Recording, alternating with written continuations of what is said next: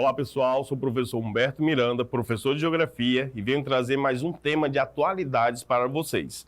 A ideia aqui é que você se prepare tanto para uma possível questão que possa cair no caderno de humanas, mas também como um possível tema para a redação, tá? Então na aula 1 fizemos mobilidade urbana, quem não assistiu assista, tá gravadinha, e agora envelhecimento populacional no Brasil, tá? Nosso tema, vamos para os slides.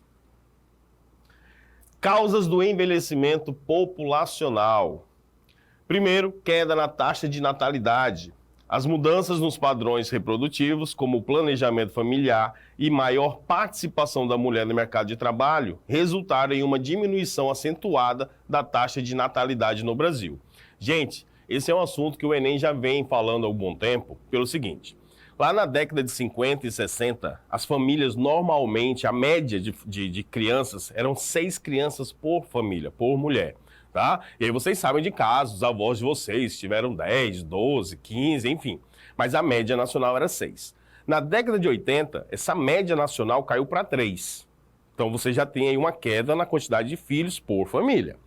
Nos anos 2000 a 2010, caiu para 1,5, tá? E a gente vem mantendo essa média.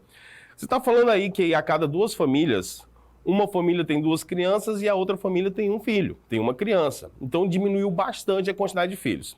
Isso se deve a quê? Quais são as razões? Primeiro que, há um tempo atrás, nossa nação, né? O Brasil era um país essencialmente rural. Na zona rural era comum você ter vários filhos, tá? Até mesmo porque você tinha um trabalho, né? A lida no campo, onde os filhos acabam entrando também para ajudar. Então você tinha uma característica de ter muitos filhos.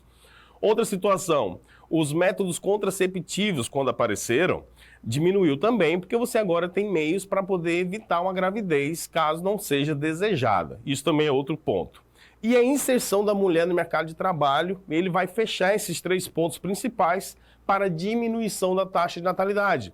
A mulher trabalhando no mesmo tempo, né, quantitativo de tempo que o homem, você acaba que o homem trabalhando fora, a mulher trabalhando fora, não tem como ter 2, 3, 6, 8, 10 filhos. Obviamente, isso vai cair também. Então, nós temos aí já um problema. A quantidade de filhos caindo, a população brasileira vivendo um pouco mais, então a tendência é envelhecimento. Hoje, nós temos uma quantidade menor de crianças no país do que de adultos. Tá? No futuro, o que pode acontecer? Teremos mais idosos do que adultos e mais adultos do que crianças. Então a nossa pirâmide etária ela vai inverter. Teremos uma população envelhecida. Isso traz problemas e por isso pode ser um tema de redação para você trazer essa solução para o país. O que podemos fazer? Incentivar a taxa de natalidade, a fazer reformas previdenciárias, mudar o tempo de trabalho, regras da aposentadoria, enfim. São questionamentos que o tema da redação pode trazer para você. Temos aqui o aumento da expectativa de vida, como eu já falei, avanços na medicina, onde a população está vivendo mais tempo, melhoria das condições de vida e acesso a cuidados de saúde, contribuíram para o aumento da expectativa de vida da população brasileira. Isso eu já tinha falado para vocês agora há pouco, né? Você está vivendo mais. O brasileiro hoje está conseguindo ter uma média de quase 80 anos. Então, a expectativa de vida é interessante.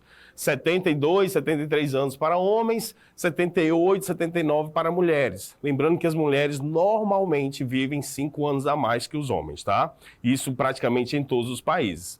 Então, nós estamos com uma melhoria na qualidade de vida, isso aumenta a expectativa, então temos mais idosos daqui para frente. E temos também a transição demográfica. O Brasil está passando por uma transição demográfica, com uma população que envelhece gradualmente, com implicações sociais, econômicas e políticas significativas. Gente, é isso. Nós temos um país que não foi preparado para ter um número tão grande de idosos. E aí isso é ruim? Claro que não. Quanto mais idosos nós temos, significa que a saúde está melhor, a qualidade de vida está melhor. Positivo, legal. Mas o que estamos fazendo para melhorar a qualidade de vida ainda mais? Esse quantitativo de idosos que vem crescendo. Então temos que planejar melhor, tá? Tanto a questão da recreativo, quanto a questão mesmo de trabalho, né? Idosos que estão chegando aos 60, 70 anos com saúde.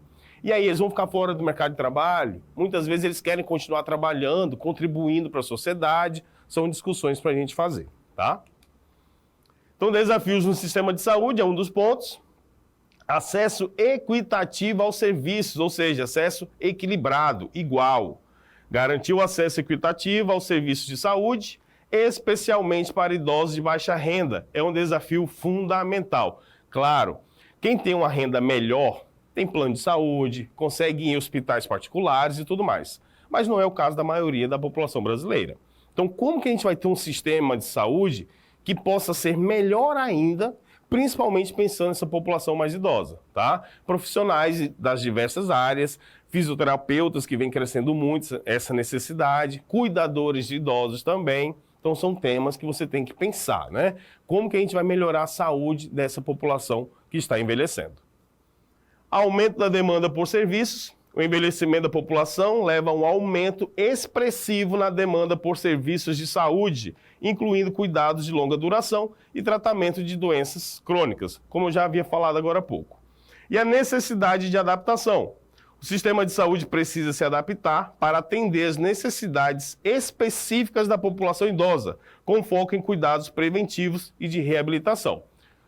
Tudo que eu já havia falado agora, esse cuidado, né? Então a gente vai ficando mais velho, é normal, né? Começa a ter um problema aqui nas juntas, articulações. E o cuidado tem que ser mais específico mesmo. Então, a questão mesmo de uma fisioterapia, né? Como é que vai ser? Esse serviço gratuito na rede pública tem que ser oferecido, né? Então, a longo prazo, doenças crônicas, doenças que você vai ter que tratar durante 20, 30 anos. Então, isso é um problema também e temos que já pensar. O tema de redação pode ser que foque nessa parte, tá? A saúde com o idoso brasileiro. E no sistema previdenciário temos os desafios também. Aumento da despesa, o envelhecimento da população leva a um aumento expressivo nas despesas com aposentadorias e pensões, pressionando o sistema previdenciário. Aqui vem a questão, tivemos a reforma da Previdência, né, que foi discutida a partir de 2018, e aí, claro, aumentou o tempo de serviço do trabalhador. Quanto mais pessoas aposentadas, maior a despesa para o Estado enquanto nação. Então, a Previdência vai ter que arcar com a aposentadoria desse pessoal. E, claro, isso é um problema de governo. O governo tem que pensar nisso. E você pode trazer soluções. Por exemplo, dar subsídios para os trabalhadores que chegarem ao tempo de aposentadoria poderem continuar trabalhando caso queiram. É uma forma dele contribuir e ele ainda vai conseguir ter uma renda melhor e vai poder, né, ter uma qualidade de vida melhor. São soluções para vocês pensarem também. Mas isso é algo, né, que o governo já vem pensando e pode melhorar. Desequilíbrio atuarial, né, atuarial. A relação entre contribuintes e beneficiários se altera, comprometendo o equilíbrio atuarial do sistema previdenciário. Aqui nesse caso é o seguinte, o que seria esse termo? Você vai ter mais pessoas recebendo aposentadoria do que pessoas contribuindo com a Previdência. Isso é déficit, tá? Vai faltar dinheiro para pagar aposentados. Eu vou ter um número muito maior de gente aposentada do que gente trabalhando. E aí, como é que você vai solucionar isso? Vai aumentar a carga de impostos, né, de contribuição do trabalhador? Vai equilibrar de outra forma? Então, esse é um problema, é um desafio para a gente poder discutir. E temos necessidade de reformas, claramente. Reformas no sistema previdenciário são necessárias para garantir a sua sustentabilidade e atender às necessidades da população idosa. Como a gente já havia discutido aqui também, Previdência Social precisa discutir esse ponto, né? Como que a gente vai ter essas reformas previdenciárias, ok? E aí as políticas públicas para envelhecimento, Previdência Social, reformas no sistema previdenciário para garantir sustentabilidade e a proteção dos idosos. Isso é qualidade de vida, tá, gente? Que ele possa se aposentar com qualidade. Assistência à saúde, políticas que ampliem o acesso a serviços de saúde especializados para a população idosa. Tem que ser um serviço mais específico mesmo para essa população. Educação e capacitação, programas que promovam o envelhecimento ativo e a aprendizagem ao longo da vida. Nós temos problemas de saúde mental. Então, essa população idosa não pode simplesmente parar sua vida. Não tem que simplesmente cessar todas as atividades. Então, você tem cursos, você tem atividades lúdicas, você tem atividades que ele fique sempre ativo. Se o idoso está ativo, ele vai adoecer menos. Isso também vai pesar menos, tanto na questão da saúde, né? Questão de hospitais lotados e tudo mais. temos as doenças que vêm causando isso, né? O Alzheimer, por exemplo, né? Então você tem ali a atividade de leitura, atividade prática, construção de objetos. Então essas atividades ajudam e é uma forma de melhorar a qualidade de vida. E temos assistência social, que são políticas de apoio à família e fortalecimento da rede de proteção social para idosos. E aí é um trabalho, obviamente, não só do poder público, mas as famílias precisam estar instruídas porque a quantidade de idosos vem aumentando. Então, aquela pessoa que cuidou de mim quando eu era criança, agora vai precisar de um cuidado meu também, porque ele vai precisar de uma atenção especial. E algumas famílias ainda não entenderam essa parte, né? Então não é só o governo que tem que tomar cuidado, mas nós também, enquanto familiares dessa população. E aí nós temos aqui, né, estudos de caso e exemplos práticos. Cuidado familiar.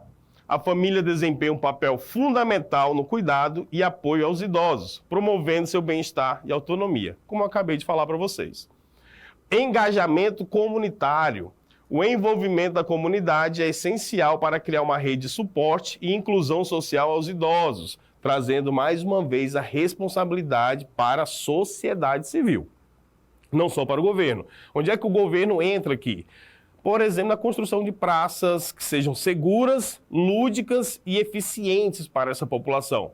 E a família poder ter um acesso, né, e uma estrutura física melhor para esse idoso.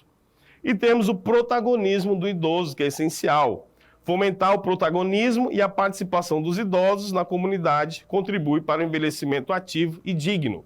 Ele não pode ser apenas mais um na sociedade, mas ele já contribuiu ao longo da vida, por que não continuar contribuindo? Não precisa ser apenas trabalhando.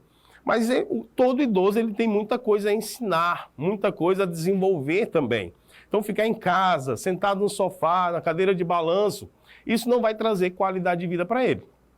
Ele vai ter que ficar ativo, isso ajuda mentalmente e fisicamente também, certo?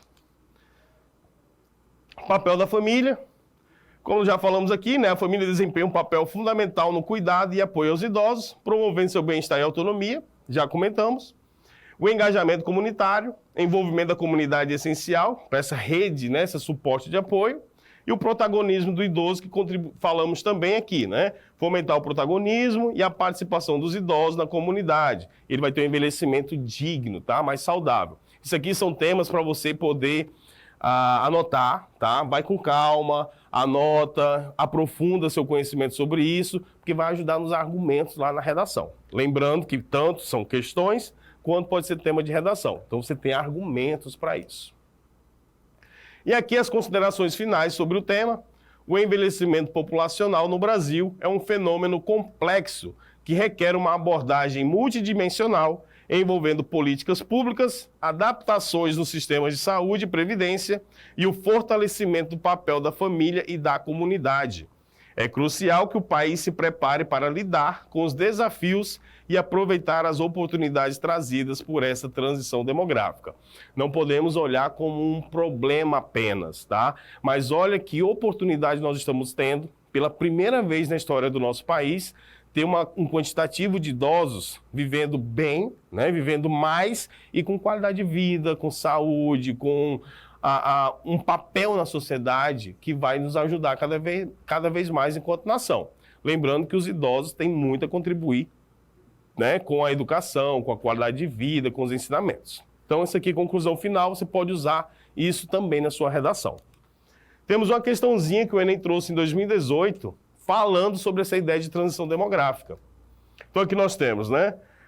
Sempre lembrando, é bom analisar a tabela, o gráfico, a resposta sempre está no gráfico. Então, nós temos aqui a pirâmide etária de 1980, né? A base da pirâmide são crianças de 0 a 9 anos e o topo da pirâmide ali de 70 anos ou mais. Reparem que a base em 80 está bem larga e o topo ele está bem estreito, ou seja, nós temos muitas crianças e poucos idosos. Então, essa era a realidade em 80. 2011, nós temos aqui uma pirâmide que está virando uma coxinha, né? Olha como a base diminuiu.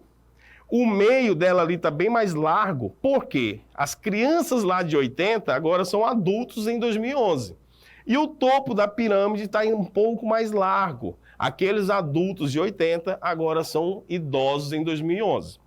E temos uma projeção para 2040. Repare que ela é praticamente invertida em relação a 80.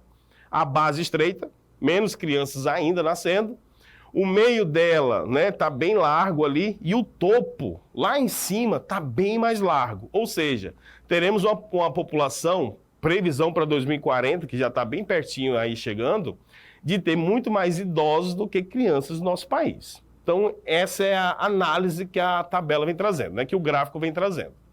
Perfeito. Analisou isso, temos o comando. Temos aqui o texto, composição da população brasileira por faixa de idade, analisamos, e o comando dela. A evolução da pirâmide etária apresentada indica a seguinte tendência. Qual é a tendência dessa pirâmide? Um crescimento da faixa juvenil? Não. Nós vimos que, na verdade, a faixa juvenil diminuiu. Aumento da expectativa de vida? Faz sentido. Nós temos aí mais idosos, a quantidade de idosos aumentou nessa projeção. De 80 para 2011 já vimos isso. C. Elevação da taxa de fecundidade. Está nascendo mais crianças? Não é o que a pirâmide vem trazendo. Predomínio da população masculina. Se você olhar a pirâmide etária aqui, as 3 pirâmides, tem uma faixa mais escura, que são as mulheres, e a mais clara, que são os homens. Não aumentou a quantidade masculina, não. Na verdade, aumenta-se, e essa projeção vem acontecendo de fato, o número de mulheres no país vem aumentando em relação ao de homens, tá? E na letra E, expansão do índice de mortalidade. A mortalidade vem caindo, não vem expandindo. Então, analisando as alternativas aqui, você vai ter a letra B. Claro, aumento da expectativa de vida, que é o assunto da nossa aula de hoje.